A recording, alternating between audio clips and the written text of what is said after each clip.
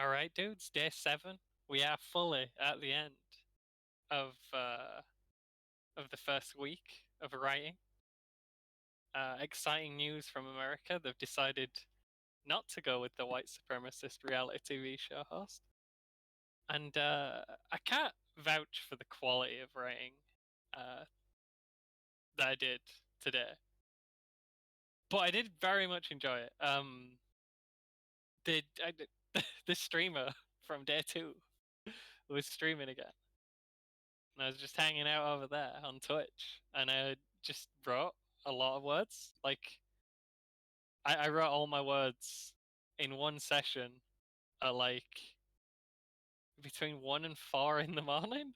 Uh, it were unusually fast writing for me, but also it was very late at night, and I normally it's either very esoteric or very waffly. I think this might be waffly. I said we were going to be starting the third chapter. We've neatly ended the second chapter, but we haven't started the third. And I actually don't know what we've got here, so let's have a look. I know the second bit.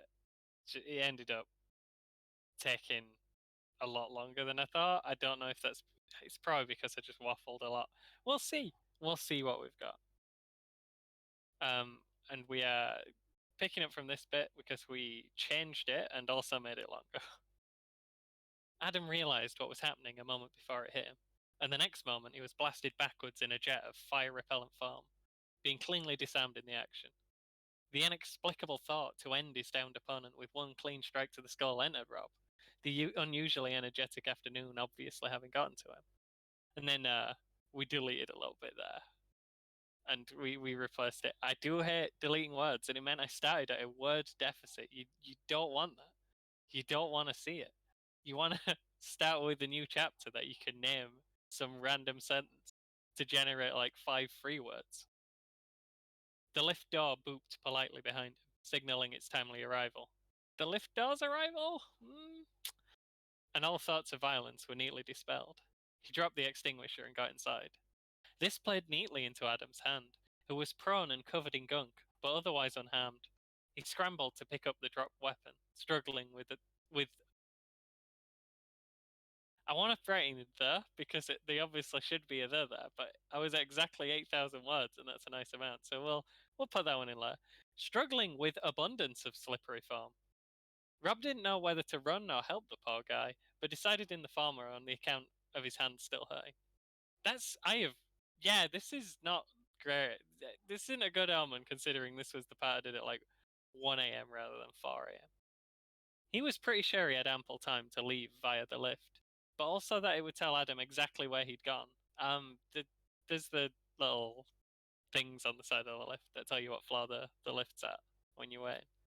Should have probably made that more clear.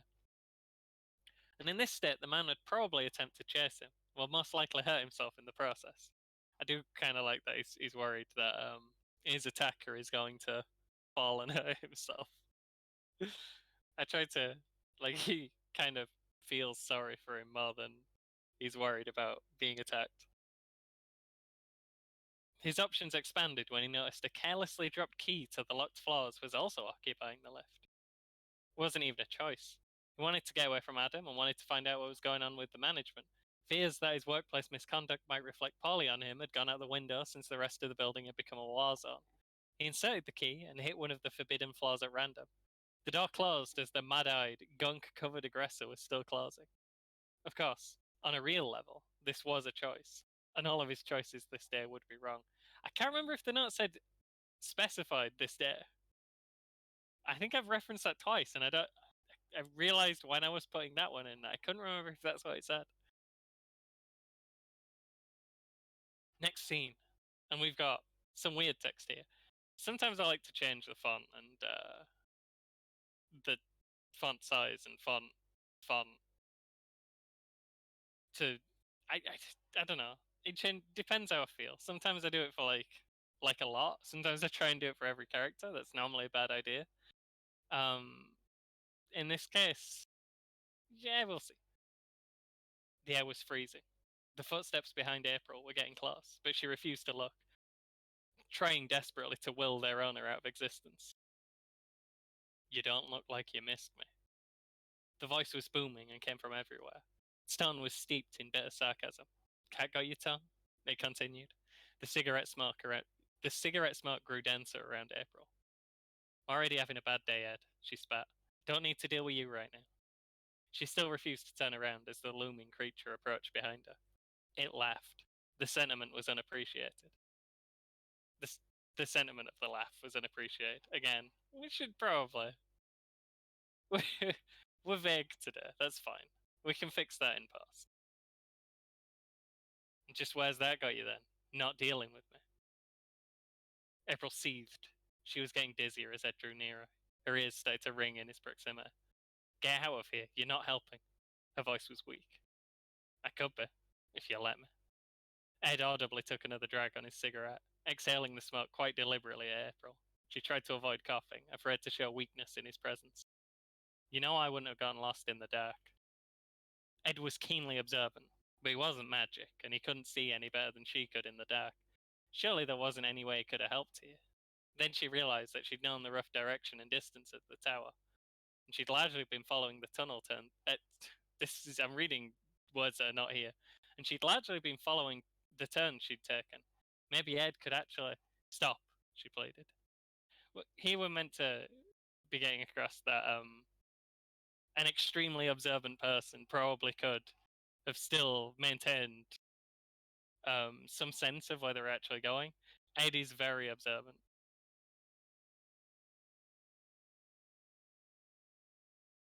Stop, she pleaded. You know I can do it. You've seen me go off worse. Ed, of course, is a skeleton detective. He's very smart. She hid when Ed responded to her thoughts. It was a supremely violating experience. Okay, yeah, he's responding to this. That makes sense. You can't tell me anything I don't already know, she was quick to remind him. I know. In the first one, kind of Ed's catchphrase was, I can't tell you anything you don't already know. It were kind of to cement the fact that Ed is not technically a separate entity.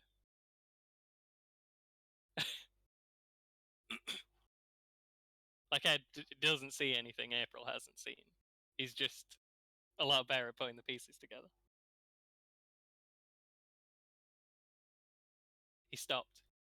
The gentle wafting of acrid smoke continued periodically in the still, dark silence. The cold did not abate, nor did the nausea or the headache. April wondered how long he might linger. She felt like she was going to collapse. Eventually his cigarette burned out and he was forced to root around in his coat for another. Want one? He offered. They're not real, she replied. The agonizing wait continued as he fished around for a lighter, igniting it only on the 6th or 7th try even after it materialized. So you got me wondering, Ed chatted idly in the meantime. What's the plan now, tough girl? You gonna die down here? Maybe I will, she snapped back. Maybe I'll be glad to be rid of you. Just to spite me, huh? Is that what I get? He tried his best to sound wounded in his booming, terrible voice. It came off disingenuous. I tried listening to you, didn't turn out. I was under the impression we'd failed catastrophically. I was under the impression you'd survived. She'd prayed that somehow, after everything that happened, the two of them might be done. His absence in the immediate aftermath of the incident caused her to become even more hopeful.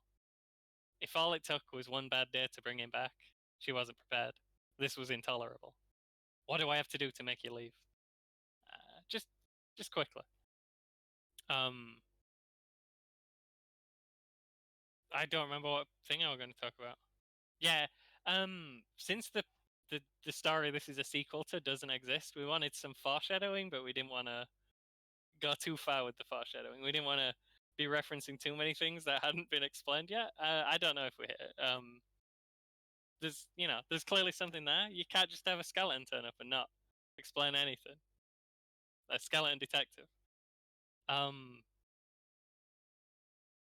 There's an incident here, but we in the previous one, a running joke was that every character's backstory contained an incident that they didn't really want to talk about, and the incidents range from kind of funny to actually kind of serious. This is just a normal incident. Don't worry about it. This is the only incident, probably. This is the one that's going to be referenced backwards. Ed ignored her, continuing his own thought. Better people than you died. She bellowed. Leave! She was out of breath just from his presence. The tall being around Ed took on her was an order of magnitude worse than she'd remembered.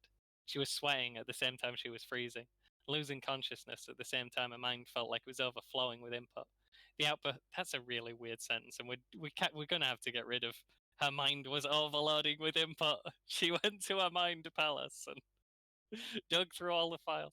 Uh, the outburst produced a vicious silence, but Ed did not yield. She jumped when the door opened, the sudden sound snapping her out of the madness that had momentarily overcome her. But she still didn't turn to look. It took the beam of the torch coming to rest on her back for her to feel in the slightest hope. In the slightest hopeful. This needs fixing. Someone's got to stop this guy. He's writing nonsense over here. It's okay. We were tired, and this is all fixable. So I'm honestly, we did okay. From Zach's perspective, he'd just found her hunched in a corner facing the wall, which was exactly the kind of thing a monster in a horror film would do. April? He backed away slowly. He's back, April told him, voice low and raspy. Again, was exactly what a monster in a horror film might do. Who's back, April? Ed. That name, in context, sent a shiver through Zach. April tried her best to avoid talking about her experience in Coldwell, and in any stories that could. I, I, I don't know if this is just me or if this is a rambling mess. We'll fix it. And in any stories that could be coaxed out of her, she talked about Ed almost as if she was joking. Assuming the things she called out in her sleep could be trusted, though, Ed was no laughing matter. I don't. No, that didn't look like it should have been a semicolon. The grammar thing's been going crazy. It might have been again because I was writing nonsense. This is a bit dodgy. I don't like this block. For some reason, his question was, where? Right behind you. Zach couldn't help but look, flicking the torch back timidly to cover the space behind him without risking it settling on anything too horrifying. Unsurprisingly, though, there was nothing there. Oh, right. He sounded relieved. Oh, God. How did I miss that? Sorry, listen. We really need to not be here right now. We should. I think that. Oh, God, are you hurt? I didn't. Before he could begin every possible sentence, April interrupted him. Get me out of here, Zach, and don't run off again. She still didn't turn around. Ed made the connection between the what Zach made that's gotta be Zach, right? it's, we're piecing it together. Zach made the connection between the presence of Ed and her reluctance. You're gonna need to come this way, he informed her. I don't know if I can. April sounded halfway out of it. Zach wasn't sure what to do. Can I help? She turned and took a step towards him, feeling the weight of non-existent water dragging her feet down. This is when I remembered that the tunnel was supposed to be filling up with water, with mind water, imaginary water. We should probably, when we're fixing all this, include more references to that. And the intoxicating presence of Ed, even stronger than before. Feeling the weight of the water and the intoxicating presence of Ed, even stronger than before. By the second step, her arms were outstretched for Zack to catch her, her vision dimming. Zack obliged, holding onto her arms and letting her steady herself. Are you going to be okay? Walk, she commanded, taking his shoulder. Ahead of them, Ed Bone Marrow loomed, April's childhood imaginary friend, now gone rogue. As the name might imply, he was nothing but cold bones and trench coat, posing an intimidating silhouette in the dark, especially considering he was a little over 8 feet tall. The corridor was unequipped to contain him, few ceilings were. He stood hunched over, empty eye sockets fixed on the pair as they approached. I kind of like that description. Ed's always.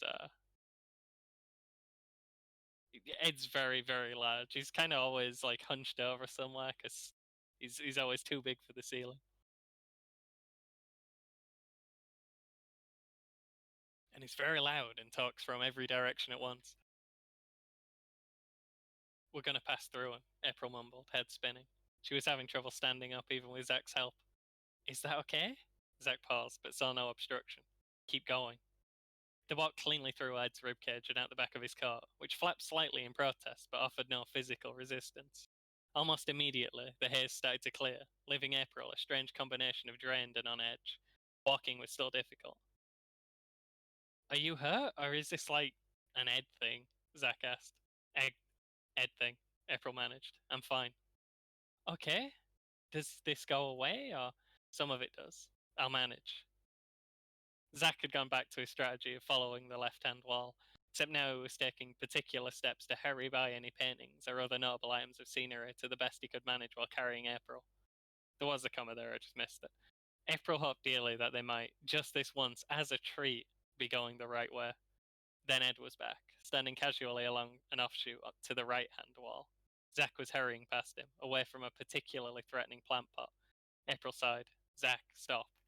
We can't stay here, Zach replied, making no attempt to slow down until April dug in her heels and made it clear that they weren't moving. Wrong way, she explained. You sure? She nodded. Zach didn't ask any questions, turning down the path Ed had marked off for them. Ed would be irrecoverably smug about this letter. She shouldn't even have given him the satisfaction. Before too long, a light had appeared at the end of the tunnel. The bank of lifts and their surroundings were still powered, like an oasis in the surrounding void. Now to find out if this'll even work, April moaned. She'd resumed locomotion by her own power, but still looked terribly pale now that they had light. Zach was worried. Supposedly, you could bypass the need for a key if you were moving from one of the restricted floors to another. Ignore that. The receptionist, in her tenure, had needed to deal with many cases of lost or damaged keys causing executives to become stranded on the upper floors until replacement keys could be dispatched to them.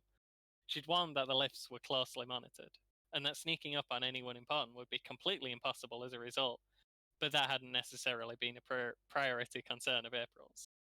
The receptionist, helpfully, had been in possession of an extremely active imagination and some truly vicious daydreams.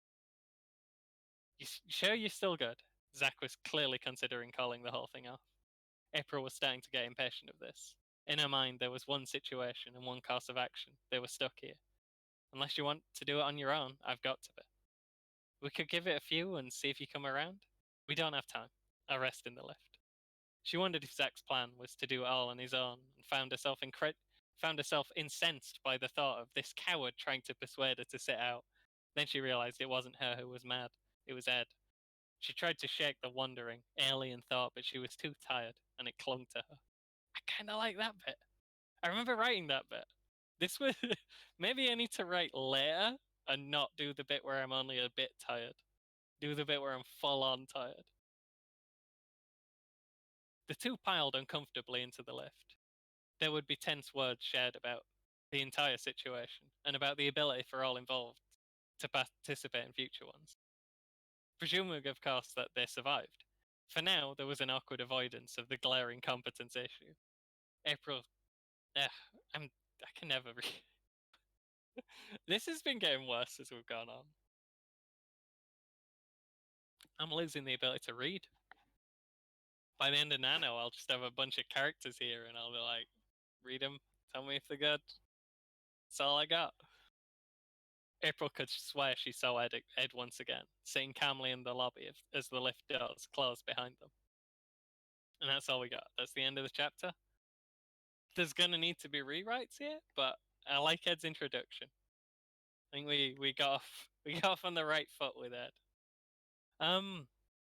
He's kind of a menacing figure. It's sometimes played for laughs, but also, he's a big mean skeleton. It's kind of rude. And April's not like, might need to write some stuff here about the relationship between the two of them. She's not scared to see Ed. Like, even when she looks in a room and there's just a giant skeleton there that she hadn't expected to be around. She's actually not frightened of Ed. She's it's just if you start listening to Ed, he's got like the Sherlock Holmes mind palace brain, and he can put things together real good, but he's got some questionable moral values that kind of leak in with the information. You don't necessarily want to ask him for help. I wrote a scene.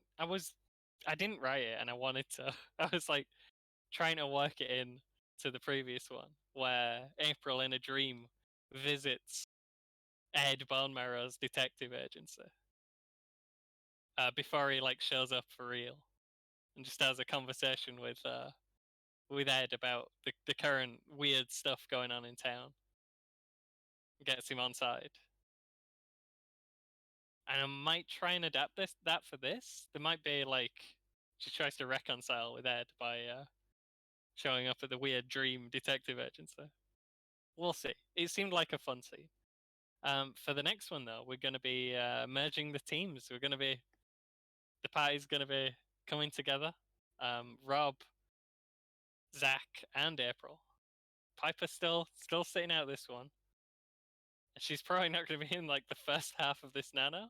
That's fine. I'll see you then. See you then.